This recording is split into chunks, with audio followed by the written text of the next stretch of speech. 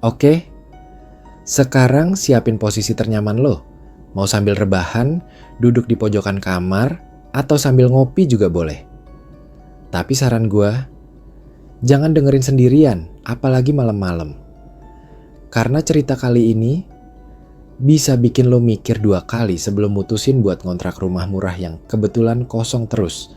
Padahal lokasinya strategis banget, deket jalan besar, deket warung, dan katanya sih aman. Tapi beneran aman?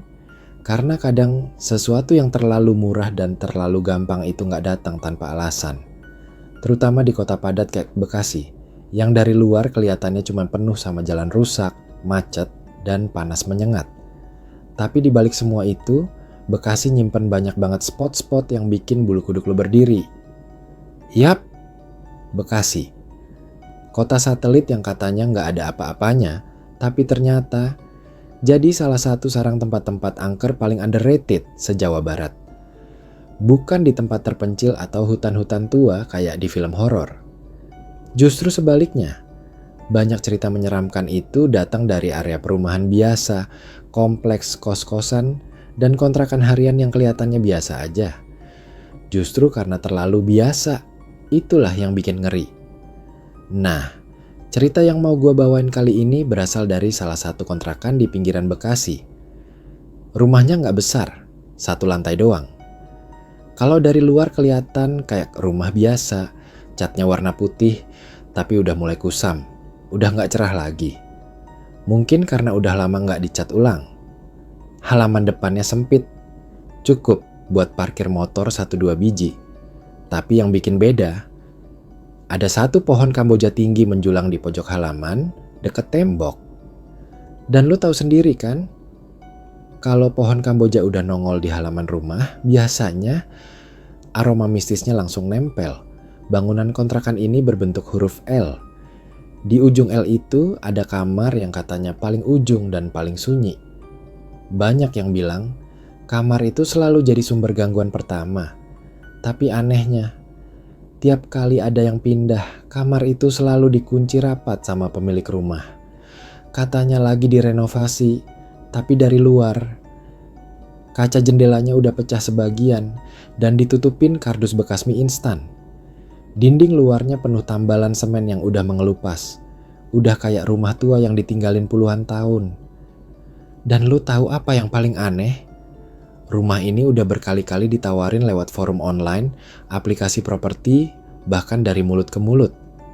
Tapi yang nengontrak, entah kenapa nggak ada yang betah. Paling lama cuma 2 minggu. Abis itu pindah tanpa banyak cerita. Bahkan ada yang ninggalin barang-barangnya gitu aja.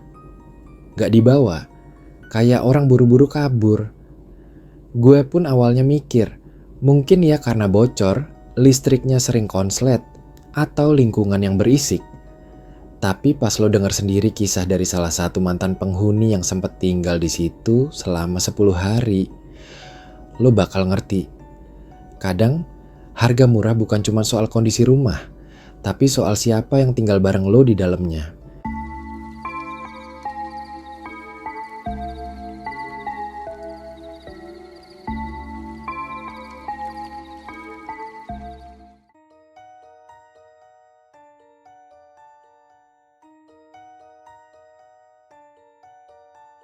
Cerita ini gue dapat langsung dari Rika, salah satu mantan penghuni kontrakan tersebut yang subah sampai sekarang masih agak trauma kalau lewat daerah situ.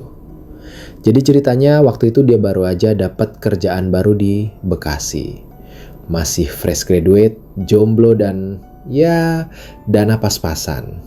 Dia dapat info soal kontrakan ini dari temennya yang bilang, gue tahu tuh ada kontrakan murah, 500.000 doang sebulan, gak pakai DP.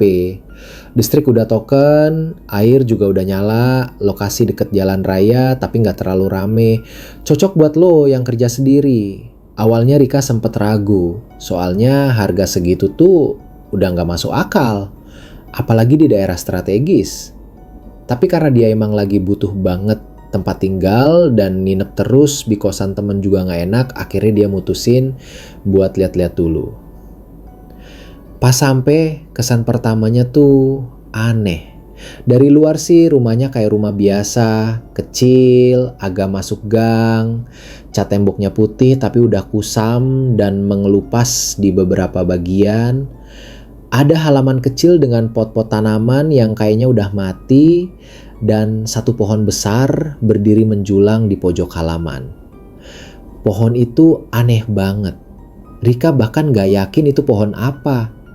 Tapi yang pasti bentuknya rimbun dan daunnya rada gelap, kayak gak kena cahaya. Padahal posisi pohonnya tuh kena sinar matahari langsung. Nah, bagian dalam rumah ini yang katanya bikin orang gak betah lama-lama. Tapi saat itu Rika belum ngerasa apa-apa. Cuma hawa dalam rumahnya tuh lembab banget. Bukan kayak rumah yang abis kehujanan, tapi lembab yang nyekek. Tahu gak sih kayak napas lo tuh berat. Padahal cuaca di luar lagi panas-panasnya, matahari nyengat. Tapi masuk ke dalam rumah itu rasanya langsung pengap. AC gak ada. Ventilasi juga minimalis banget. Tapi rasa pengapnya tuh beda, kayak ada yang nahan di dada. Rika dapat kamar paling belakang. Dindingnya warna krem pucet dan kasurnya udah ada satu, tipis dan agak bau apek. Tapi dia cuek aja, namanya juga ngontrak murah. Satu hal yang bikin dia agak nggak nyaman itu jendelanya langsung ngadep ke tembok tinggi. Jarak antara jendela dan tembok mungkin cuma 1 meter. Dan yang lebih bikin merinding, pas lo buka jendelanya, di luar tuh ada pohon besar. Batangnya gede banget dan sebagian dahannya kayak nempel ke jendela. Saking deketnya, kalau malam dan angin berhembus, rantingnya suka ketok-ketok kaca. Tapi anehnya, Rika bilang tiap malam dia ngerasa angin dari luar tuh selalu berisik. Padahal nggak ada angin gede sama sekali. Nggak ada hujan, nggak ada badai. Tapi daun-daun dari pohon itu kayak digerakin sesuatu. Nggak masuk akal. Karena Rika sempat buka pintu belakang buat ngecek. Dan udara luar tenang. Tapi pohon itu tetap goyang. Kayak ada yang manjat. Malam pertama, Rika masih bisa tidur. Tapi pas tengah malam, sekitar jam 2 lewat dikit, dia kebangun. Nggak tahu kenapa, tapi tiba-tiba melek aja. Dan yang pertama dia dengar adalah suara tok, tok, tok. Pelan banget dari arah dapur. Kayak suara sendok dipukul ke meja kayu. Dia pikir mungkin tetangganya. Tapi pas dicek, dapur kosong, gelap, nggak ada siapa-siapa. Bahkan semua piring dan gelas masih rapi di rak. Rika coba mikir logis. Mungkin tikus. Atau mungkin suaranya mantu dari rumah sebelah. Tapi kejadian kayak gitu nggak cuma sekali. Hari ketiga, dia lagi masak air, terus tinggal ke kamar mandi bentar, pas balik ke dapur. Airnya udah tumpah kemana-mana. Padahal dia yakin banget masih sisa banyak air di panci. Kompornya juga udah mati sendiri. Kayak dipencet. Tapi nggak ada orang, nggak ada suara, nggak ada apa-apa. Terus, tiap lewat jam 2 pagi, lampu ruang tamu mulai kedap-kedip. Bukan cuma redup, tapi kayak dimatiin nyalain. Berkali-kali. Pas Rika coba matiin saklarnya, tetap nyala. Akhirnya dia cabut aja sekerinnya. Tapi anehnya, lampu itu masih kedip beberapa kali sebelum akhirnya mati total. Yang paling bikin Rika ngerasa ini rumah nggak wajar, suara tangisan. Tangisan pelan banget, hampir kayak bisikan, tapi jelas banget terdengar dari kamar paling depan. Kamar kosong yang dari awal dikunci sama pemilik rumah. Suaranya kayak cewek, nangis sambil nahan, pelan, sedih banget. Tapi makin malam, makin keras. Dan pas dia tempel telinga ke pintunya, dia ngerasa pintunya dingin banget. Kayak nempel ke batu es. Tapi pas dia tanya ke ibu pemilik kontrakan besok paginya, jawabannya bikin dia merinding. Ah, itu mungkin suara tetangga. Biasa kok. Udah sering kedengeran. Tapi rumah di kanan kiri kontrakan itu kosong.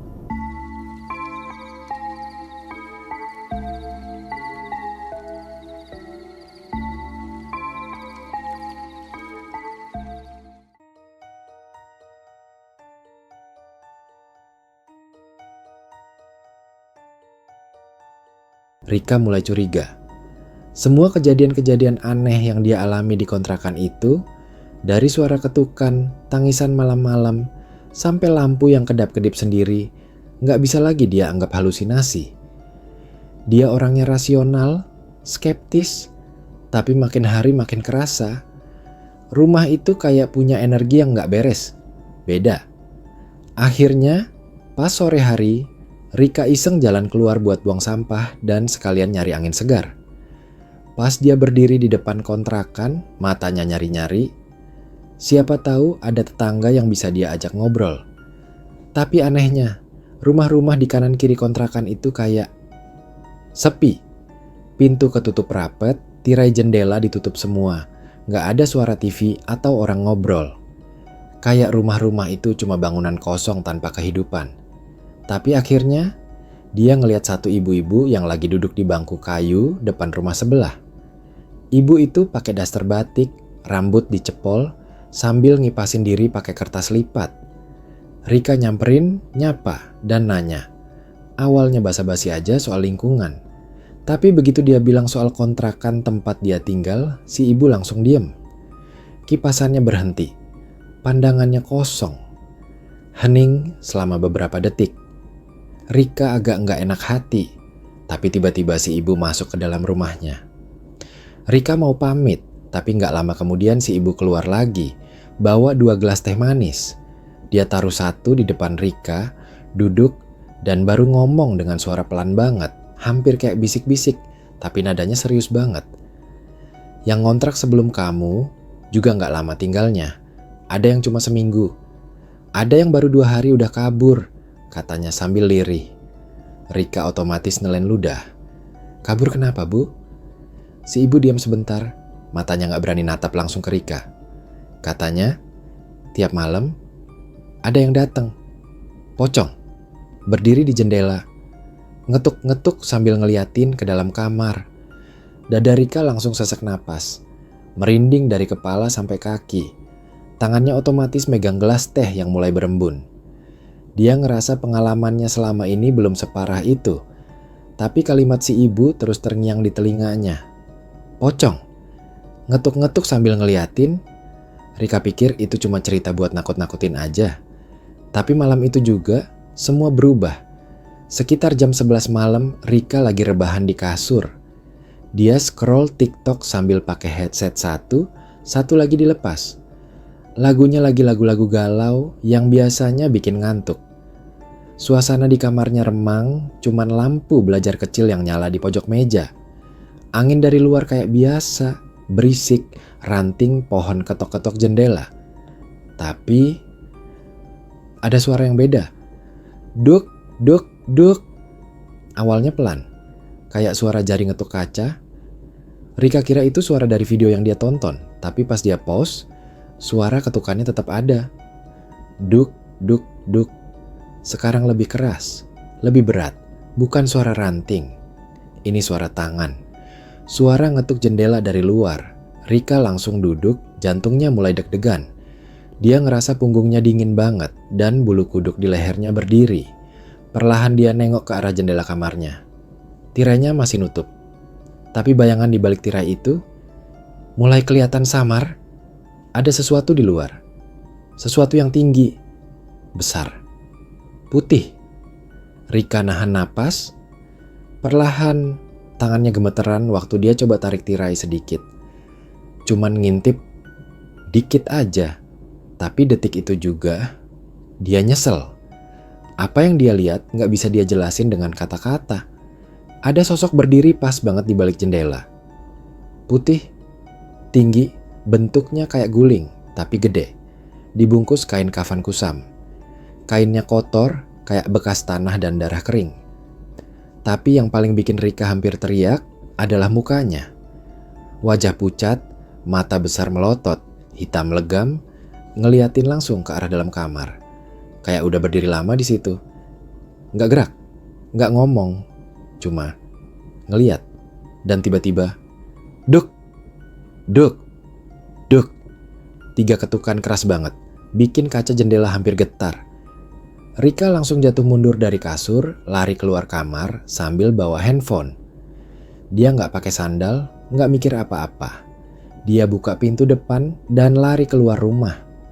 Jalan malam itu sepi banget. Tapi dia nggak berhenti lari sampai akhirnya sampai ke gang besar dan mesen ojek online buat ke rumah temennya. Malam itu juga, Rika mutusin buat nginep di tempat temennya yang tinggal di Harapan Indah. Dia nggak berani balik ke kontrakan, bahkan buat ambil bajunya sekalipun. Besoknya, dia nitip ke temennya yang cowok, 2 orang, buat masukin barang-barangnya. Tapi bahkan 2 cowok itu pun bilang, begitu mereka masuk ke dalam rumah, ada bau anyir aneh di kamar belakang. Dan pintu kamar yang sebelumnya bisa dibuka, sekarang kekunci dari dalam, padahal nggak ada orang.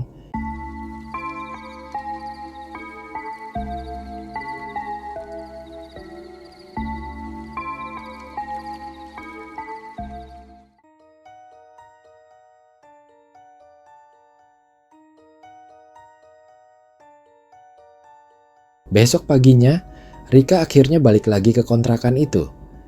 Dia nggak sendirian, ditemenin sama teman kampusnya, si Dita yang lumayan berani dan agak skeptis soal hal-hal begituan. Rika cuma pengen cepet-cepet ambil barang, beresin, dan nggak balik lagi ke rumah itu. Pas nyampe depan rumah, semuanya terlihat seperti biasa.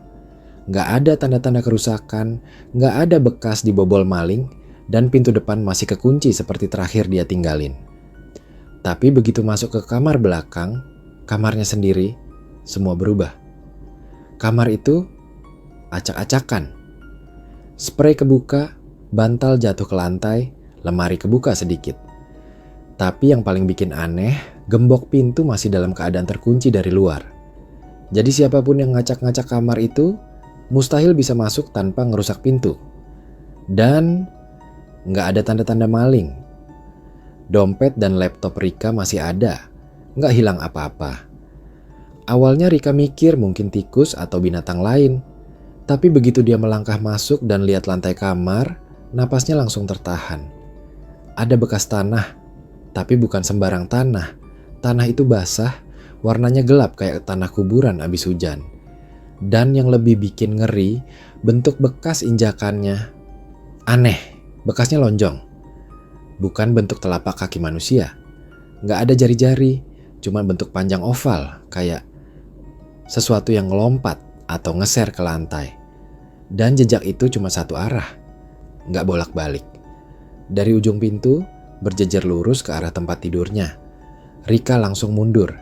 Dita juga ngelirik dia, nahan napas. Nggak, Rik, gua rasa lu nggak usah ambil semuanya. Ambil yang penting aja, kita cabut sekarang juga, kata Dita sambil buru-buru ngambil tas dan narik Rika keluar dari kamar. Hari itu juga, Rika resmi ninggalin kontrakan itu. Dia bahkan rela tinggal numpang sementara di kosan Dita, sambil nyari tempat lain. Tapi ternyata, cerita Rika bukan satu-satunya. Gue makin penasaran. Rasa pengen tahu gue jadi gak bisa ditahan. Akhirnya, gue coba selidiki lebih lanjut soal kontrakan itu. Gue cari-cari info di forum, grup Facebook lokal, sampai nanya-nanya orang sekitar. Dan yang gue temuin lebih serem dari yang gue duga. Kontrakan itu dulunya adalah rumah petak tua, berdiri dari tahun 80-an sebelum daerah itu berkembang jadi komplek padat.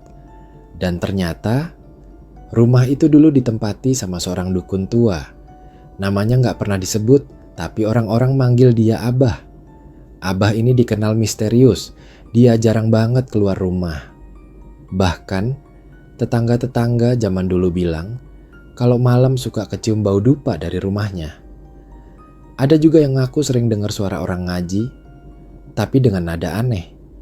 Bukan kayak orang ngaji biasa, nada-nadanya datar, kadang naik tiba-tiba, kayak lagi mantera.